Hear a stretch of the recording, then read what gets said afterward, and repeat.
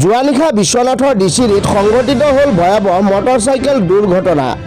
নিশা দুই যুৱকে মটৰচাইকেল লৈ সাংস্কৃতিক অনুষ্ঠান চাই ঘৰলৈ উভতি অহাৰ সময়তে সংঘটিত হয় এই ভয়ংকৰ দুৰ্ঘটনা। এই দুৰ্ঘটনাত থিতাতে এজন নিহত হোৱাৰ লগতে এজন গুৰুতৰভাৱে আহত হৈ গুৱাহাটীৰ এখন চিকিৎসালয়ত জীৱন মৃত্যুৰ সৈতে যুঁজ দি আছে। উল্লেখ্য যে যোৱা নিশা বিশ্বনাথৰ অন্তৰ্গত বিহালী সমষ্টিৰ লাউদলনি অঞ্চলৰ বহাগী বিদায় উপলক্ষে এক সাংস্কৃতিক অনুষ্ঠান আছিল। সেই সাংস্কৃতিক অনুষ্ঠান চাবলৈ মটৰচাইকেল লৈ গৈছিল কাষৰ ডিচিৰি গাঁৱৰ দুই যুৱকে।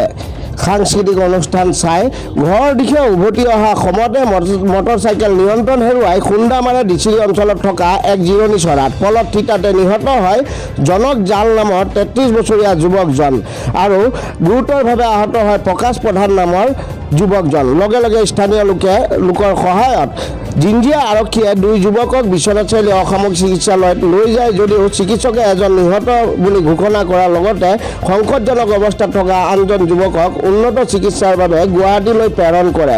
এতিয়াও গুৱাহাটীৰ এখন ব্যক্তিগত চিকিৎসালয়ত গুৰুতৰভাৱে আহত যুৱকজন জীৱন আৰু মৃত্যুৰ সৈতে যুঁজ দি আছে। আনহাতে